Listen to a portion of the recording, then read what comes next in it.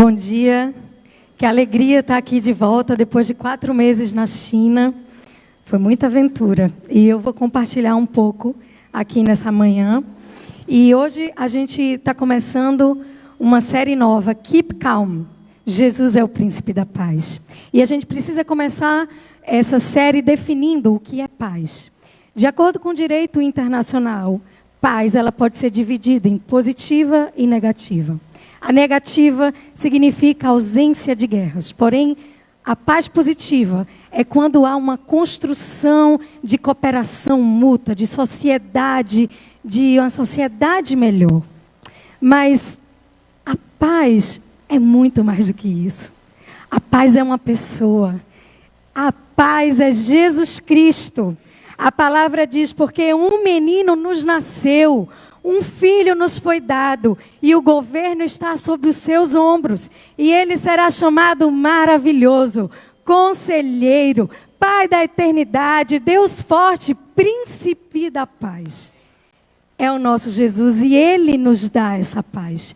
E eu costumo pensar que a paz, ela não é ausência de problemas, é a sensação de segurança, de quietude, de confiança em Deus. É como se fosse um sussurrar de Deus de que tudo ficará bem.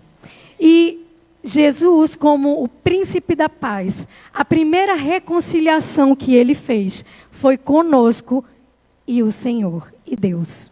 Eu queria que a gente abrisse o texto para começar em 2 Coríntios 5, versículo 18 e 20, que diz: tudo isso provém de Deus, que nos reconciliou consigo mesmo por meio de Cristo e nos deu o ministério da reconciliação. Ou seja, que Deus em Cristo estava reconciliando consigo o mundo, não levando em conta os pecados dos homens, e nos confiou a mensagem da reconciliação. Portanto, somos embaixadores de Cristo, como se Deus estivesse fazendo o seu apelo por nosso intermédio. Por amor a Cristo, lhe suplicamos, reconciliem-se com Deus. Então, se Jesus é o príncipe da paz, e nós somos a imagem e semelhança dele, nós somos pacificadores, e nós temos o ministério de reconciliação, trazer pessoas até Deus. Esse é o nosso papel e é um pouco sobre isso que eu quero falar hoje. Como eu faço para sentir paz? A primeira coisa, você precisa ter relacionamento com Deus. Você precisa conhecer Jesus de perto, você precisa conhecer a palavra, você precisa conhecer a vontade de Deus, você precisa caminhar de acordo com isso. E aí sim, você sente paz. E desde 2014, que eu sabia que eu ia para a China, Deus já estava me falando. E eu vou te dizer que as circunstâncias eram muito adversas.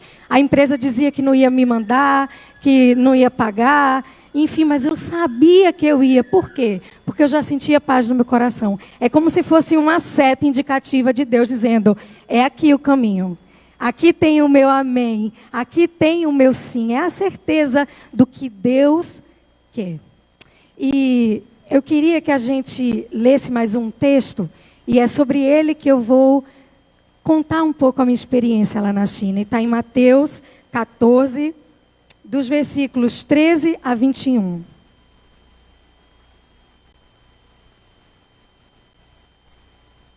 Ouvindo o que havia ocorrido, Jesus retirou-se do barco, em particular, para um lugar deserto.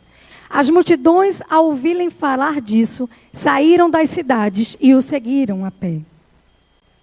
Quando Jesus saiu do barco e viu tão grande multidão, teve compaixão deles e curou seus doentes. Ao cair da tarde, os discípulos aproximaram-se dele e disseram, este é um lugar deserto e já está ficando tarde. Manda embora a multidão para que possam ir aos povoados comprar comida. Respondeu Jesus, eles não precisam ir, deem-lhes vocês algo para comer. Eles lhes disseram, tudo que temos aqui são 5 pães e 2 peixes. Tragam-nos aqui para mim, disse ele. E ordenou que a multidão se assentasse na grama, tomando os 5 pães e os 2 peixes, e olhando para o céu, deu graças e partiu os pães. Em seguida, deu-os aos discípulos e estes à multidão. Todos comeram e ficaram satisfeitos. E os discípulos recolheram 12 cestos cheios de pedaços que sobraram. A primeira coisa que me chama a atenção nesse texto é como essa multidão está diante de Jesus. A expectativa daquele homem que fazia milagres, que curava, que ensinava, que tinha palavras do céu. Aquela multidão estava assim, nessa expectativa diante de Jesus. E nós, para vivermos em qualquer área da nossa vida, precisamos estar conectados com Jesus. Precisamos ter essa expectativa de quem Jesus é, assim como essa multidão. E às vezes a gente se acostuma com a presença de Jesus e perde a noção da importância de quem Ele é. Eu queria pedir para mostrar uma foto minha que tiraram lá na China. Essa aí. Como eu poderia ter medo de ir para a China? Como? Eu não sabia onde eu ia morar. Eu não falo nada de chinês. Eu não sabia quanto tempo eu ia ficar. Eu não sabia absolutamente nada. Mas olha, o Rei dos Reis, o Senhor dos Senhores, Ele é por mim, Ele é por você. Se Deus é por mim, quem será contra mim? Eu não sei o que você está vivendo, mas eu só quero te dizer que olha quem está com você. Fecha o olho. Tenha segurança. Tenha segurança. Ele ruge por você. E não se acostume com Jesus, com a presença dEle. Essa semana eu estava bem angustiada e chamei Jesus para tomar um açaí. Jesus, vamos tomar um açaí, que eu estou meio com saudade de comer algumas comidas aqui. E eu estava com saudade de comer açaí. Jesus, vamos comigo. Aí eu fui numa padaria, pedi, e aí comecei a mexer no celular. O Espírito Santo na hora fez, ei, você me convidou e está mexendo no celular? Quantas vezes no nosso dia a dia nós estamos diante do Rei? O Rei está conosco o tempo todo, porque Ele diz, eis que estou convosco todos os dias, até a consumação dos séculos. Ele está conosco, no momento bom, no momento ruim, na dificuldade, na bonança. Ele está conosco. Não se acostume com essa presença maravilhosa, mas honre, busque. Eu achava que eu já tinha atingido um nível de intimidade com Deus muito grande. Mas nessa viagem para a China, eu me sentia como o profeta Elias, que andou 40 dias sozinho com Deus. Era assim que eu me sentia, como se Deus tivesse tirado tudo que me distraísse dele, para que eu entendesse que Jesus é suficiente. Ele é tudo o que você precisa. Ele é tudo. E foi isso que eu senti lá. Eu não tinha amigos perto, eu não tinha família perto, eu não tinha as coisas que são importantes para a gente, mas eu tinha Jesus. Como Ele me ensinou, eu pude ir um pouco mais fundo para entender que se não tiver mais nada, eu tenho o que é suficiente, que é Jesus. Nesse texto fala que Jesus, quando está olhando para a multidão, Ele está olhando com compaixão. Ele está olhando como ovelhas sem pastor. A palavra fala que Ele curou. A palavra fala que Ele ensinou. E assim como Jesus olhava para aquela multidão, Ele olha para você nessa manhã. Mas Ele não olha apenas um conglomerado, não. Ele vai além. Ele olha individualmente. Você, eu vi você pequenininha, eu planejei os seus dias. Fui eu que sonhei com o seu casamento. Jesus está cheio de expectativa na sua vida. Acho que ninguém me ouviu. Jesus está com expectativa para a tua vida. Sabe o que é que Ele pensa quando Ele te olha? Eu sei os pensamentos que tenho a vosso respeito. São pensamentos de paz, para prosperar, não para casar mal, mas para te dar um futuro, uma esperança. Quando a gente sabe disso, os problemas ficam desse tamanho, porque Ele sabe para onde Ele está nos levando. E muitas vezes, estar no centro da vontade de Deus não significa que você não vai enfrentar problemas, dificuldades, não. Mas apesar disso, você vai sentir a paz de que está fazendo exatamente o que Deus deseja que você faça. E assim foi comigo lá na China. E eu achava que eu só ia para escrever, para ter um tempo com o Senhor, até que eu recebi muitas instruções antes de ir, de que a China é um lugar da igreja perseguida, que você precisava conhecer as pessoas com muito cuidado para poder falar de Jesus, porque você lá pode ser preso, e que você avaliasse bem isso. E eu que tenho esse meu jeito de atriz mexicana, né, de intensidade, então que eu tivesse muito cuidado. E o meu maior medo, e eu dizia, Senhor Jesus, não me deixa te negar. Como eu vou viver na China sem poder falar do meu amor por ti? Como? E aí, Davi foi um grande... era uma preocupação minha de levar Davi para a China, mas Davi foi exatamente o que Deus usou para ir atrair as pessoas até a mim. As pessoas diziam assim, quantos anos ele tem? Ah, vamos marcar de brincar? E era aí que eu entrava. Eu conheci coreana e fomos conversar. E na primeira conversa, o que aconteceu?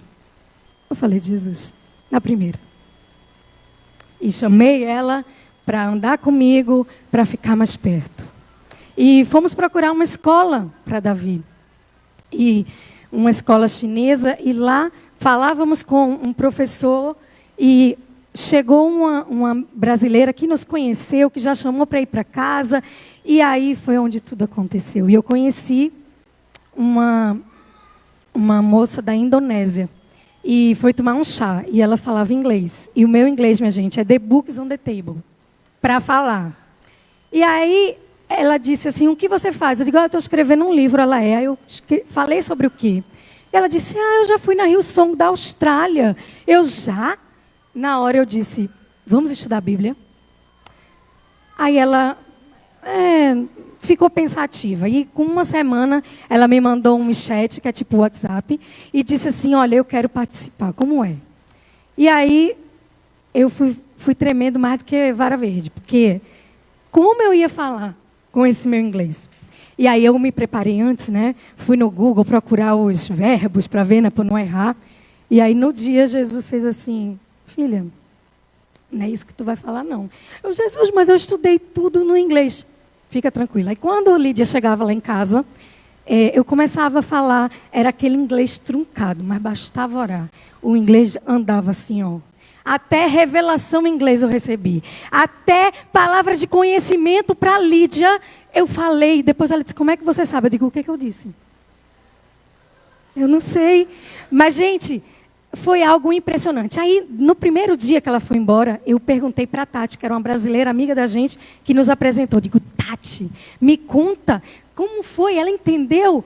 Aí ela disse, Ana, falei com a Lídia. Sabe o que ela falou? Que entendeu tudo o que você falou. E sabe o que impressionou nela? O brilho nos seus olhos por amor a Jesus. E aí, Lídia foi a porta de entrada. E aí ela começou a chamar um, outro, outro. Porque Jesus chamou a gente para esse ministério de reconciliação. E esse texto nos mostra que eles estavam num lugar deserto, que já era tarde. E eu quero te dizer, em qualquer área da tua vida, não espere a condição ideal, porque ela não existe. Ah, se eu tiver recurso tal. Ah, se, quando isso acontecer. Não. Eu descobri lá que a condição ideal é quando eu não posso. É quando eu tenho fraquezas. Porque quando eu sou fraco, aí é que eu sou forte. É quando eu sou fraca que o poder do Senhor se aperfeiçoa. É o poder de Cristo repousando em mim como se fosse a tenda da glória dele, a Shekinah dele. Por quê? Porque eu não posso. E aí, obviamente que nesse período eu senti muita falta de casa. A atmosfera espiritual lá é muito difícil. Tinha dia que eu não conseguia sequer levantar da cama. De tão desanimada que eu estava. E olhe que eu sou uma pessoa animada, feliz. Eu acordo já muito feliz. Mas tinha dia que eu não conseguia nem levantar. De tanto desânimo, de tanta tristeza, de tanta opressão. E a cada encontro que eu tinha com as meninas, eu dizia, ai Senhor, eu não queria ir. Ai, eu não queria ir, ai, eu não queria ir. Uma angústia de não querer ir. Mas eu entendi que é exatamente quando eu não posso que Jesus vem. E Ele é que faz tudo. Ele é que age, Ele que convence, Ele que tratou com cada uma daquelas mulheres. E você na sua vida, é exatamente quando você não pode, que aí é que você pode. Porque o poder do Senhor se aperfeiçoa na sua fraqueza. No seu trabalho, está com dificuldade? É a condição ideal para que Jesus faça através de você. Eu, com meu inglês, The Books on the Table, fiz com que a Indonésia, né, a Lídia, ficasse mais apaixonada por Jesus. Porque eu saí da zona de conforto. A gente precisa sair da zona de conforto para viver milagre. Você precisa sair dessa mesmice de vida no seu relacionamento pessoal, no seu relacionamento ministerial, na sua vida espiritual. Saia desse lugar. E era um lugar deserto, não tinha como se comprar comida. Por isso que os discípulos disseram assim, manda que esse povo vá comprar comida. Mas Jesus disse, eles não precisam ir. Deem-lhes vocês algo para comer. Muitas vezes, quando as circunstâncias vêm, quando os problemas vêm, a primeira coisa que a gente quer é se livrar. Não. Vamos botar aqui debaixo do tapete. Não, eu não quero resolver isso não. Mas precisa ser resolvido. O tempo não resolve absolutamente nada. E você precisa resolver. E Jesus está perguntando para você hoje, como que a gente vai fazer para resolver sua situação? A sua dor, o seu problema financeiro, o seu emocional. Como a gente vai comprar pão? Jesus está perguntando. E Jesus, quando pergunta isso, ele estava testando a fé de Filipe, do discípulo. Porque Jesus já sabia o que ia fazer. Jesus já sabe o que vai fazer na tua vida para solucionar isso que dói no teu coração. Ele já sabe, mas você precisa perguntar.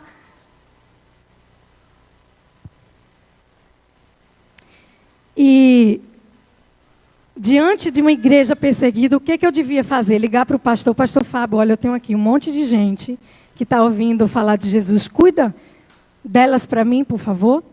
Era isso que eu tinha que fazer? Não. Eu precisei assumir o meu papel, a minha responsabilidade de embaixadora de Cristo, como cada um de nós aqui, nós somos.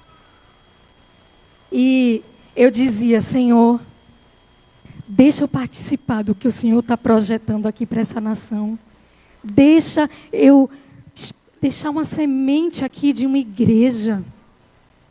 Mesmo com toda a dificuldade de não querer levantar da cama, mas não me deixa de fora. Eu quero fazer parte desse milagre.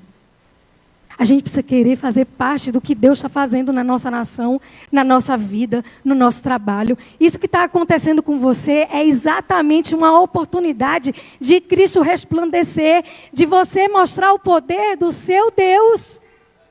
É uma oportunidade. Problema é uma oportunidade de crescimento, de avanço e de Jesus ser glorificado. As meninas nem tinham ideia do que eu estava passando lá. Mas elas só viam Jesus. Elas só viam Jesus. Envolva-se nos projetos de Deus. Seja um facilitador para milagres. E o que tinha para alimentar aquele povo todo? Um rapaz, ele apresentou 5 pães e 2 peixinhos. Mas o que é isso? Para uma multidão de mais de 5.000 pessoas, o que é isso? Nada. Absolutamente nada. E o texto não diz como que esse menino foi localizado. O texto não fala. Mas eu penso que ele já devia ter saído de casa com aquela comida, precavido. E assim que ele ouviu os discípulos perguntando, alguém tem comida aí? Aquele rapaz disse, eu tenho, está aqui. Você precisa se alistar para o Senhor.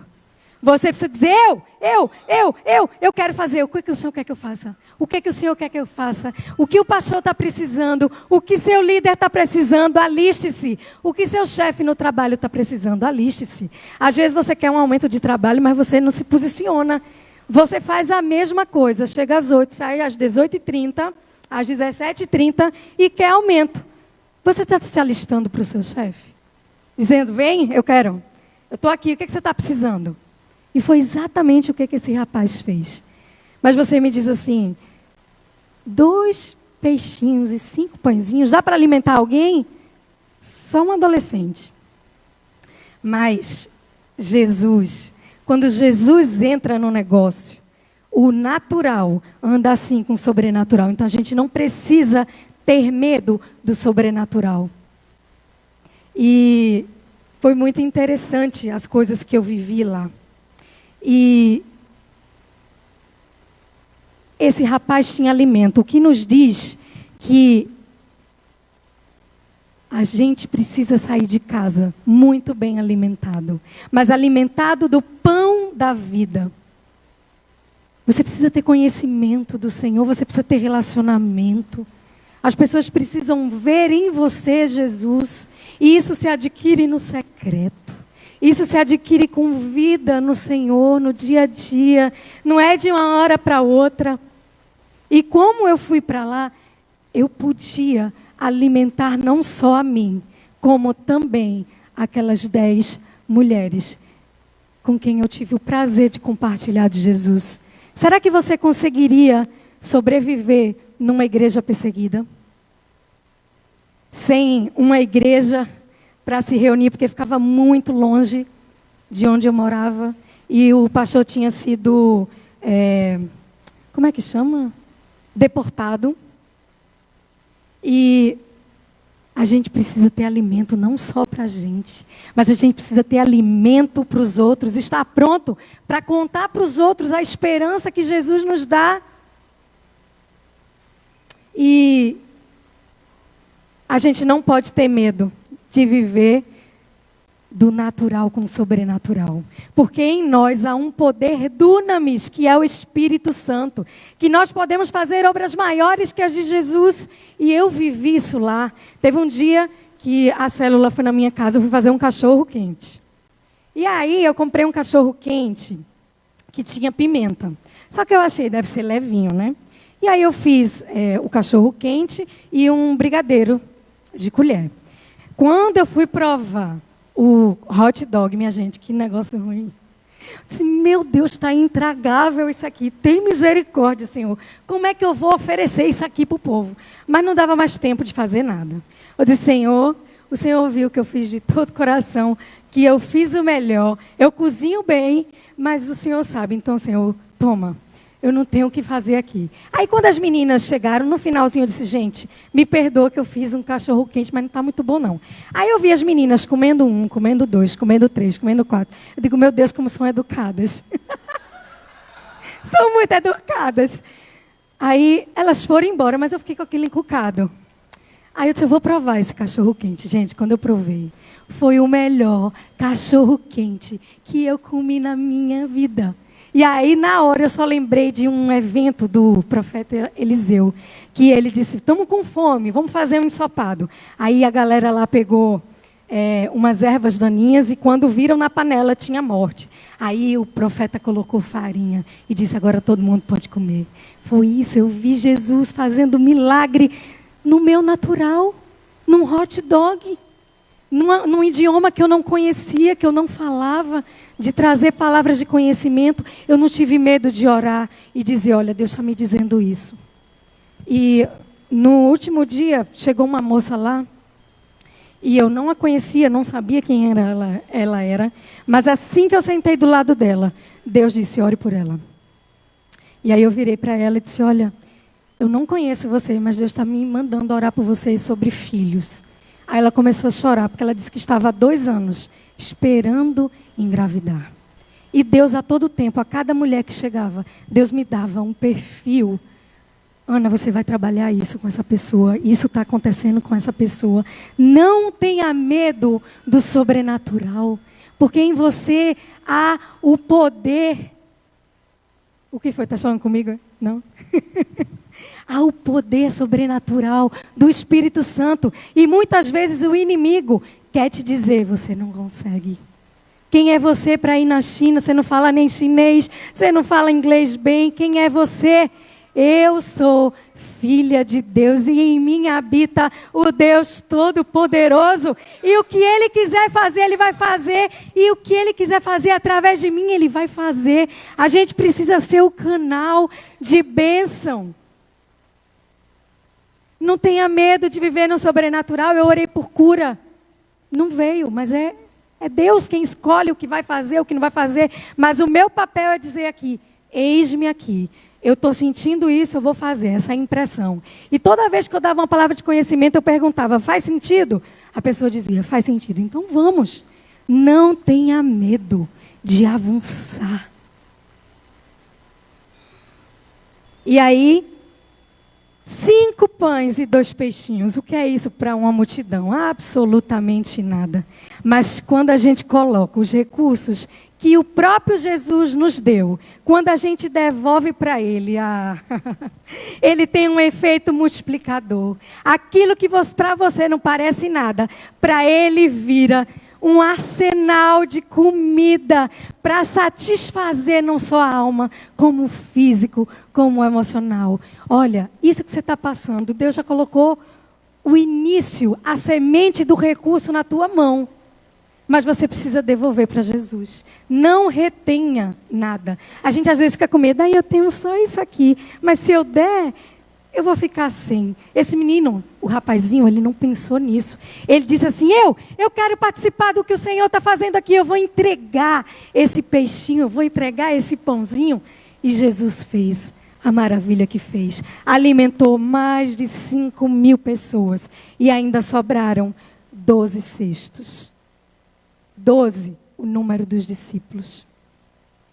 E eu quero te dizer que nessa manhã, cada um de vocês está saindo com um cesto cheio de provisão.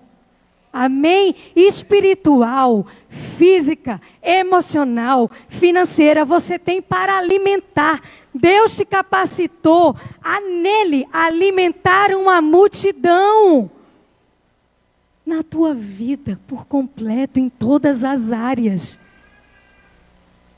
Você é o embaixador de Cristo, você está infiltrado no seu trabalho para resplandecer o Senhor. Você está nessa faculdade para falar de Jesus. Você está nesse condomínio para falar de Jesus. É você que precisa fazer a reconciliação das pessoas com Deus. Você precisa falar de Jesus. Sobre a igreja brasileira, para terminar, há uma palavra profética de que nós seremos o celeiro de envio de missionários para o mundo inteiro. Mas a gente precisa ter ousadia para cumprir essa palavra. Porque às vezes a gente está no nosso prédio e ninguém sabe que você tem a cura, que você tem a paz, que você tem a salvação, que você tem a solução para a vida de qualquer pessoa, que é Jesus. Tem gente no teu prédio que nem sabe quem é Jesus, porque nem vê em você, ou porque você não fala, ou porque você não vive, ou porque você tem medo de falar. Já parou para pensar que pode ter uma multidão lá fora morrendo? Porque a gente está calado, acostumado com essa liberdade. Nós somos ótimos para os eventos dentro da igreja, mas e fora? Jesus, o que ele mais fez foi do lado de fora. Saia daqui nessa manhã com seus cestos cheios para alcançar novas vidas no ministério de reconciliação que Jesus outorgou a você. Eu não tenho uma responsabilidade de falar de Jesus na sua casa, no seu prédio. Eu tenho no meu prédio, eu tenho na minha família, eu tenho no meu trabalho. E eu queria mostrar a última foto para concluir. É o grupo lá das meninas que, no último dia, esse foi o último dia. Hoje tem 10 meninas. Depois que eu saí, já começaram a vir outras, porque elas foram chamando mais mulher, mais mulher. E essa aqui que é Lídia, que é a que falava inglês. E por muito tempo eu continuei falando inglês nas reuniões. E volta lá naquela outra foto. E elas, no último dia, me entregaram um cartão dizendo assim: eu vejo a paz em você, eu vejo a alegria em você, eu vejo o que Deus fez através de você, ninguém nem imaginava. E uma chegou para mim e disse assim: Luana, eu estava louca para te conhecer. Mas por quê? Porque eu sou brasileira? Não. Por causa da presença de Jesus. Porque ela já tinha ouvido falar naquilo que estava acontecendo naquelas reuniões, naquelas orações, naqueles encontros em que o céu estava aberto naquele lugar. E uma delas disse assim: muito obrigada pela herança que você deixou aqui com esse grupo. Jesus quer que a gente deixe legado. E o maior legado é a pessoa conhecer Jesus. E olha quantas vidas serão impactadas, quantas gerações, os filhos, os netos, os bisnetos, os primos, os tios. Jesus quer fazer uma sociedade melhor, mas Ele depende, Ele conta conosco. Não é que Ele precise da gente, mas Ele conta conosco. Mas às vezes a gente está tão acomodado com a cura que a gente tem, que a gente não se preocupa com o que está do lado de fora, que vai perecer se a gente não abrir a boca. As pedras têm clamado pela volta de Jesus, e nós estamos calados.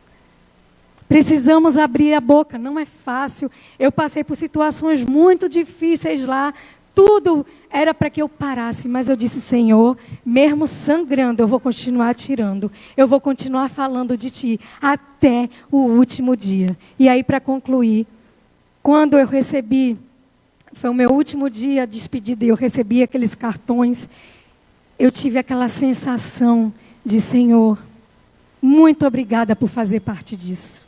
Muito obrigada pelo privilégio de fazer parte daquilo que o Senhor está querendo aqui nessa nação. Muito obrigada, Senhor. Doeu, mas o sentimento de paz, o sentimento de alegria, o conforto, tudo que eu senti por estar fazendo algo para o Senhor, me fez esquecer toda e qualquer dor. No final desse texto, a gente não vê em tempo algum os discípulos reclamando de cansaço, nem de fome. Porque eles estavam cansados, que não tinham nem tempo de parar de comer. Jesus estava com o coração, triste, porque tinha acabado de saber que João Batista havia sido decapitado, mas eles não pararam a obra. Se está doendo, descansa um pouquinho, mas não desiste, continua. A gente não pode parar o que Deus quer fazer na nossa geração, porque está doendo, porque a gente tem fraqueza, porque a gente não tem os recursos totais, mas a gente tem uma semente. Lance sua semente. Saia daqui como um ministro de reconciliação, como um pacificador, assim como Jesus é o príncipe da paz. Eu queria te convidar a ficar de pé.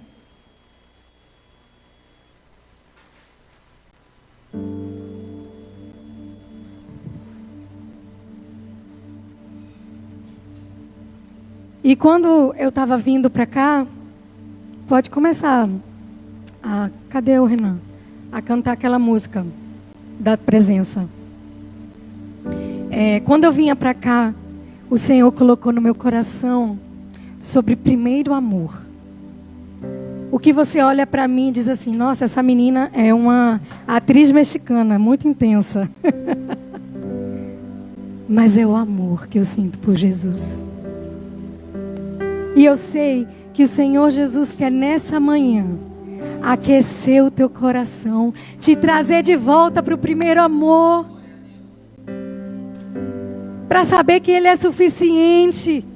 Sabe aquele tempo que você gastava com Ele, só você e Ele, com o violão tocando, só você e Ele, ou quando você estava querendo mais dEle, lendo a palavra, orando. O Senhor quer resgatar esse tempo. O Senhor quer trazer de volta esse primeiro amor. E eu dizia: Senhor, não me deixa te negar.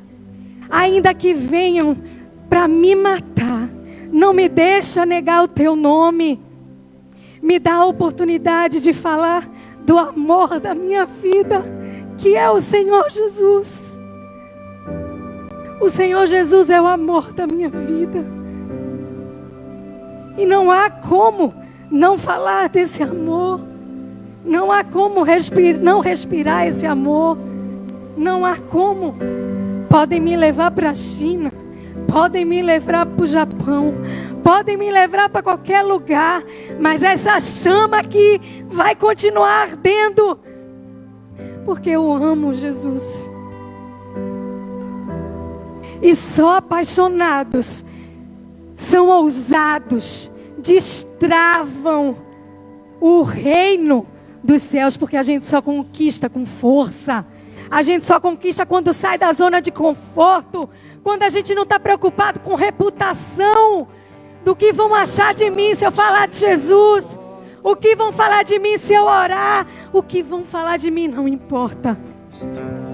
Importa que você tenha um cesto cheio de alimento para alimentar uma humanidade que está aí sedenta, morrendo de drogas, de prostituição, de vícios, de pornografia, sem esperança.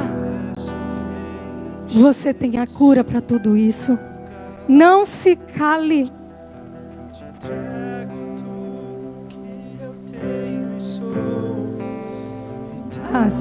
Tem alguém aqui nessa manhã que deseja sentir essa paz, que põe fim às guerras de dentro do coração? Tem alguém aqui nessa manhã que queira se reconciliar com Jesus, porque Ele é o caminho, a verdade e a vida?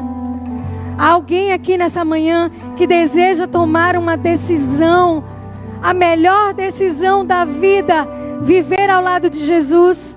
Se há alguém aqui nessa manhã, eu quero te pedir que levante uma de suas mãos.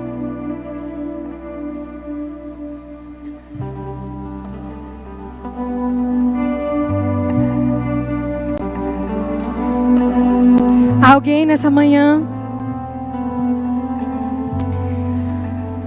Agora eu queria falar para aquelas pessoas que estão aqui, mas se sentem mortas. Sentem como se tivessem vindo e voltando, mas nada acontece. Nada acontece dentro. Você vem sem expectativa de encontrar o Salvador, o Rei dos Reis. A sua vida é uma mesmice. Se você nessa manhã está precisando de um aquecimento nesse coração, de voltar ao primeiro amor, eu quero orar por você. Eu quero derramar sobre você a unção que há em mim, do encorajamento, do fogo do Senhor, do amor pelo Senhor, do primeiro amor, para que você vá e alimente uma multidão que o Senhor tem colocado na sua frente. Se você está precisando voltar ao primeiro amor, vem aqui na frente, não tenha vergonha. Vem aqui na frente enquanto o louvor continua cantando. Vem aqui na frente. Não tenha medo. Com um pouco que você tem, você pode impactar uma geração. Eu deixei uma semente na China. Eu deixei uma semente no Japão. E onde o Senhor quiser me levar, eis-me aqui. Conta comigo, Senhor, que eu quero fazer parte do teu plano.